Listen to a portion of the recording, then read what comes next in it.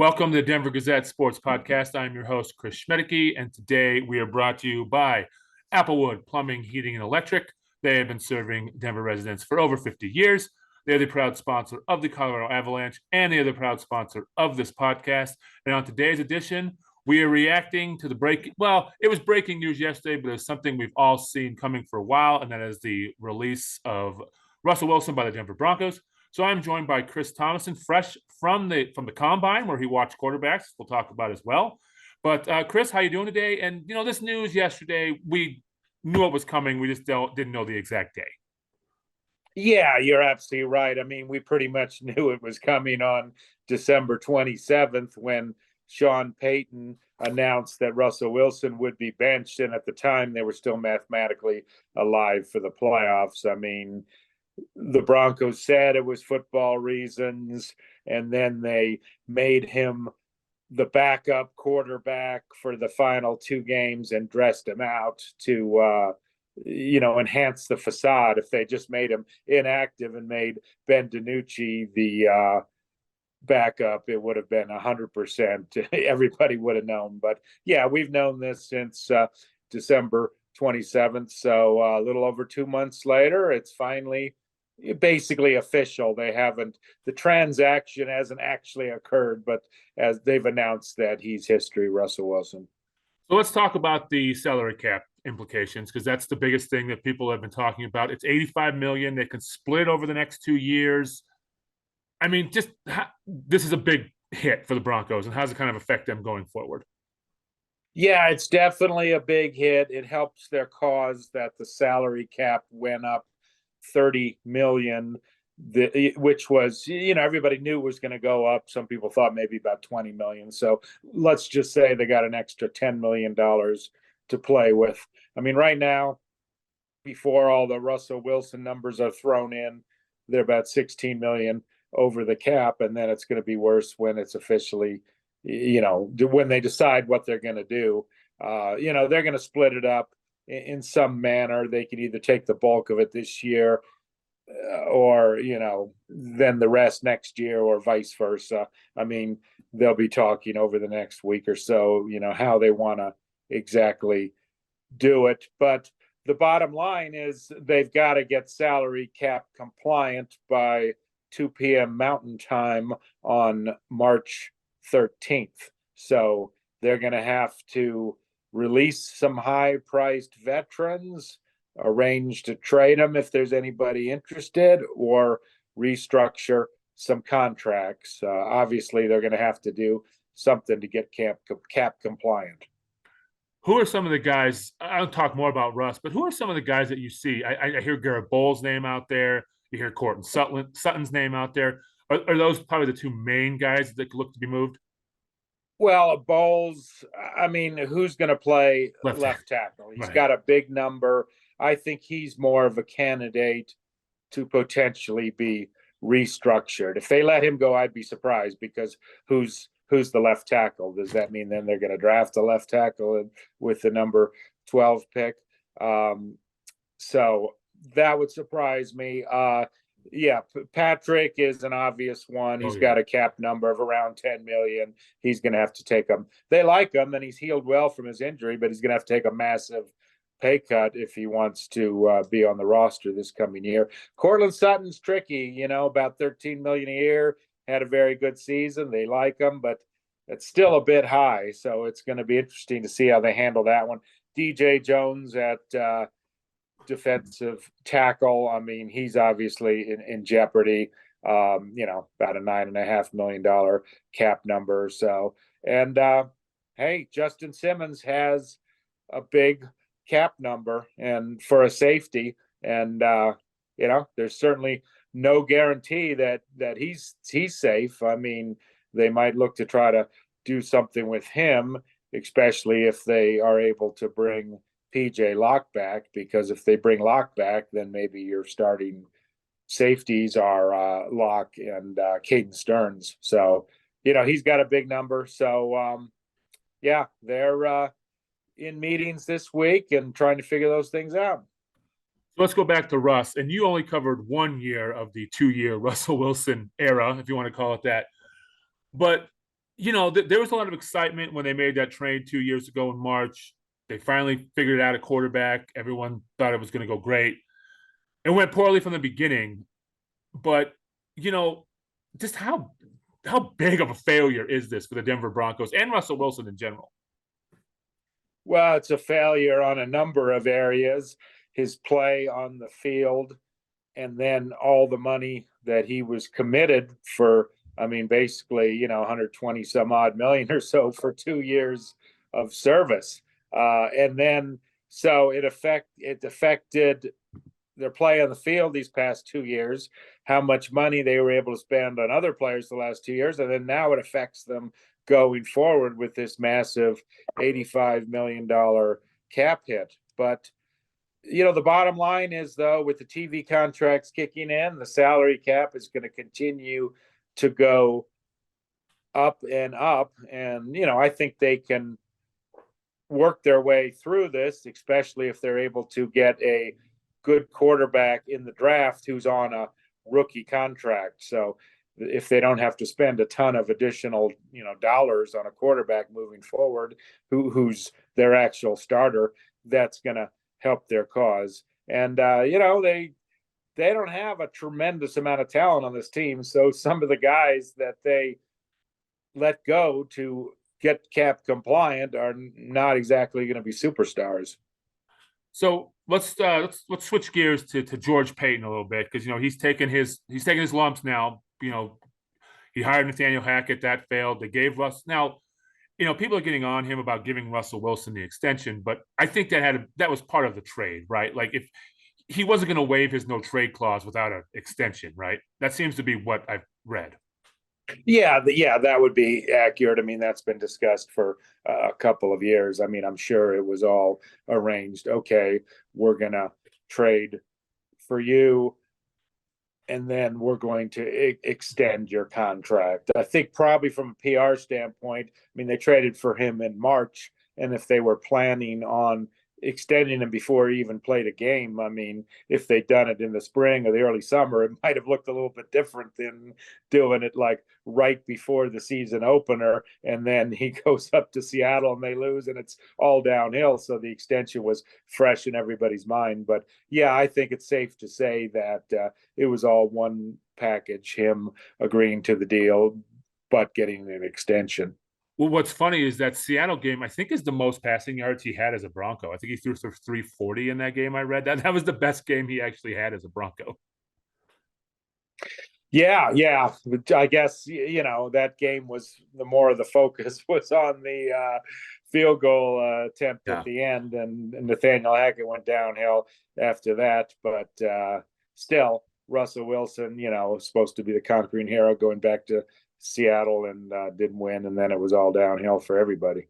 So back to George Paton a little bit. He's getting his heat now. He's going to be part of this, whatever, I don't know if you want to call it a rebuild, but restructure with. But I mean, Sean Payton's probably calling a bit more of the shots than George Paton right now. Oh yeah, Sean Payton is just about calling all the shots. Right. I mean, it's kind of interesting when the Broncos send out quotes. They always put Sean Payton at the top and then George Paton underneath them. I mean, I've never seen that. It's always the general manager on top, and it's vice versa when the Broncos do it. But the bottom line is, I mean, George Paton is under contract, makes a healthy sum of money. So he's certainly not going to walk away on his own and give up the money. And they find value still in having George Paton. He's a keen personnel guy. Sure, he's made some mistakes, but he's a class guy that's not going to rock the boat. And all indications are that Sean Payton and George Paton are working well together, but there's no doubt that the final word belongs to Sean Payton. So let's flip to the future now. And you were at the Combine all last week, but let's dive into the quarterbacks. You saw them. What did you see from the quarterbacks? Basically, let's talk about the three that are most realistic for the Broncos to get. All looked pretty good throwing the ball. J.J. McCarthy, a lot of people raved about him, but, he hadn't been seen since the national title game. He wasn't at the Senior Bowl, so he was kind of fresh guy out there. I mean, Bo Nix and Michael Penix Jr. had been at the Senior Bowl, so people had already seen them throw, so there probably wasn't as much buzz about those guys. But, all generally look solid. McCarthy, people are kind of raving about him a little bit because he is the youngest of the group and has more upside potentially than the others. And he was in a run-oriented attack at Michigan and didn't need to throw the ball a lot, but people just kind of envision that him as a guy that can do that. But first of all, this is a very long process. I mean, the draft is a little bit less than 2 months away.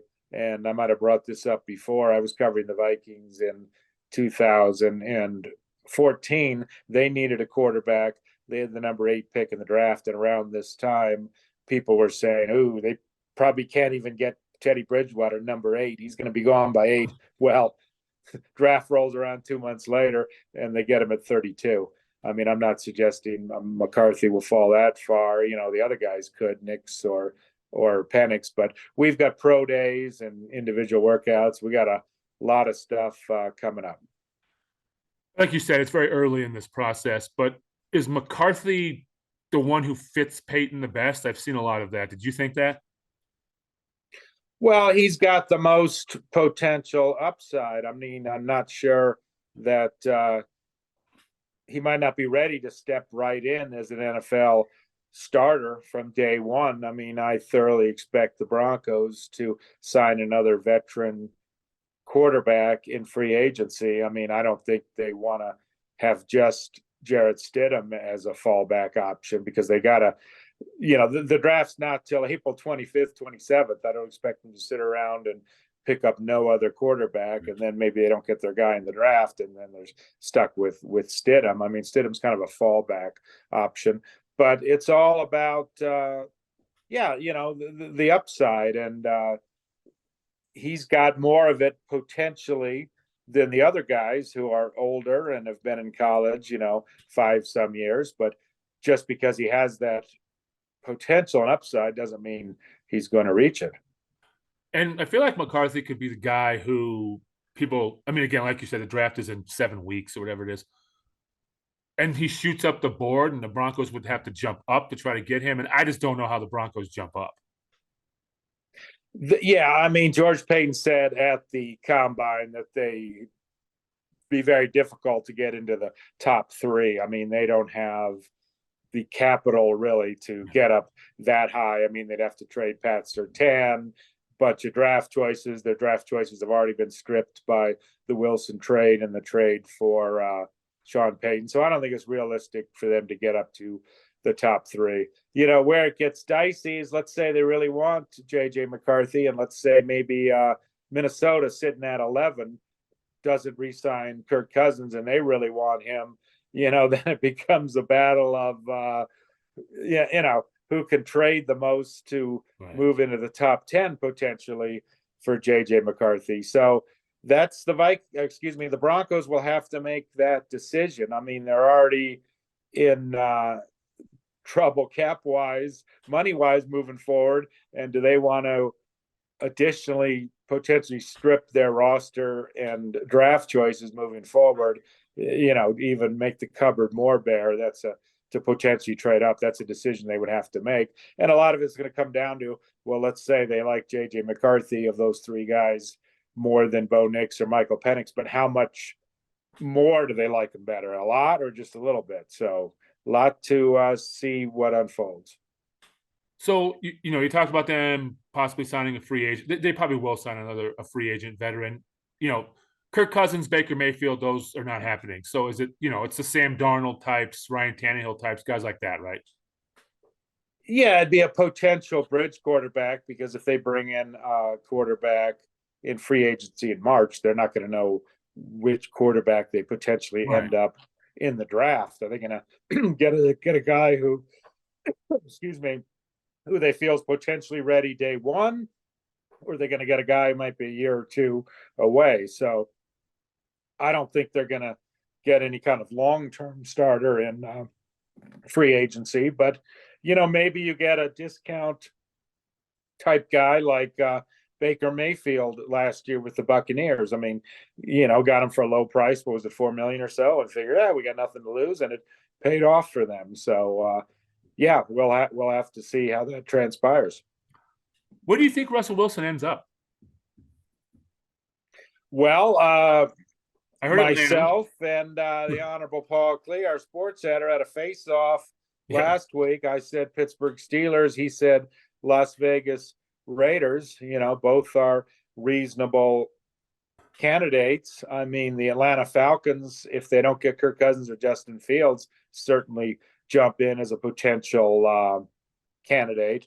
I mean, you got the Tennessee Titans out there. And if the Vikings don't sign Kirk Cousins, and they may just, we'll bring in Russell Wilson for a year or two. We'll see what quarterback's around at 11, and then we'll draft a guy at 11 and, let him learn under Wilson for a couple of years. I mean, basically, a team only has to pay him the minimum of $1.21 million this coming year, because Russell Wilson making $39 million, regardless of what his contract is for, and the the Broncos are paying the bulk of it. There's an offset for whatever he signs with his new team. For Russell Wilson, the key is what kind of money can I get for 2025? And when he's talking to teams, that's where the bidding is going to be, because right now he's scheduled to make $0 in the 2025 season. Is bridge quarterback like his kind of future right now?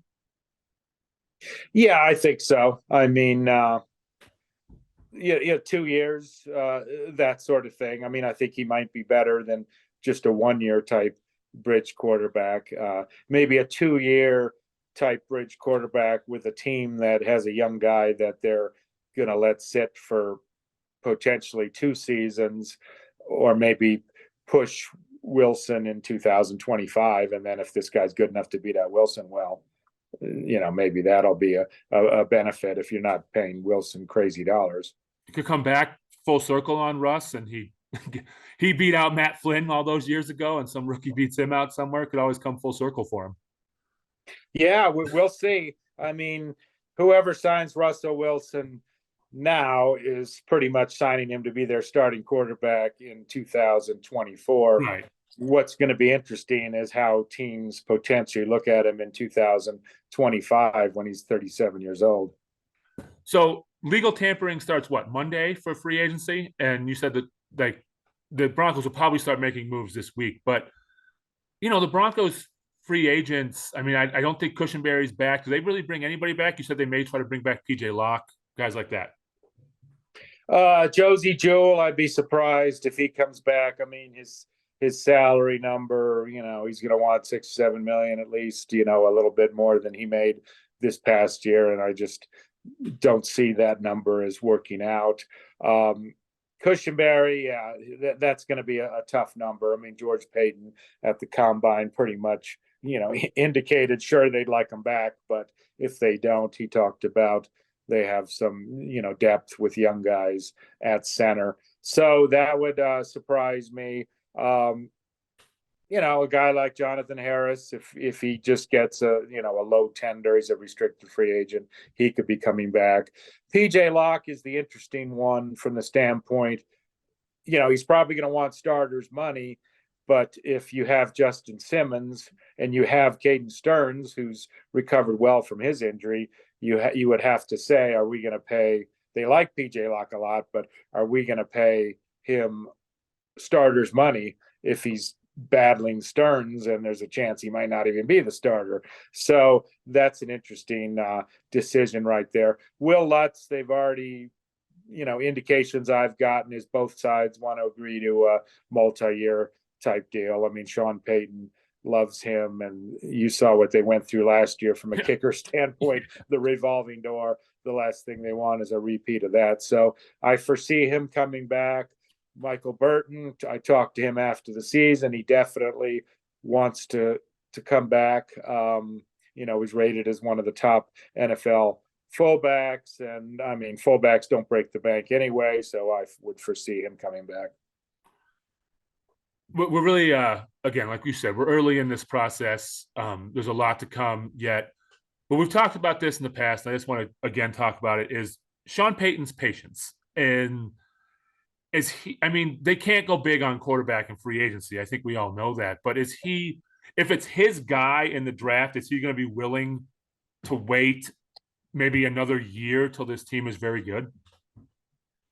We'll find out about that. I mean, he came back. He's won a Super Bowl. He came to Denver because he thought it was somewhere that he could win fairly soon. I mean, he's hit the age of 60 last December. And yeah, we'll have to see his patience. And the bottom line is he's never had to have really been, I guess, patient with a quarterback, except maybe we'll get to his last season. I mean, he got Drew Brees his first season and had him throughout his Saints tenure and never really had to worry about the quarterback. And then finally Drew Brees leaves and he's got, Jameis Winston and other guys. And it was like, enough of this. And I'm out of New Orleans. So he didn't show patience there in looking for another quarterback after Brees. So we'll have to see, because whatever quarterback they get in the draft, and even whatever potential quarterback they get in free agency in March, I mean, that's going to be a Sean Payton guy. So we'll see how much patience he has with whoever is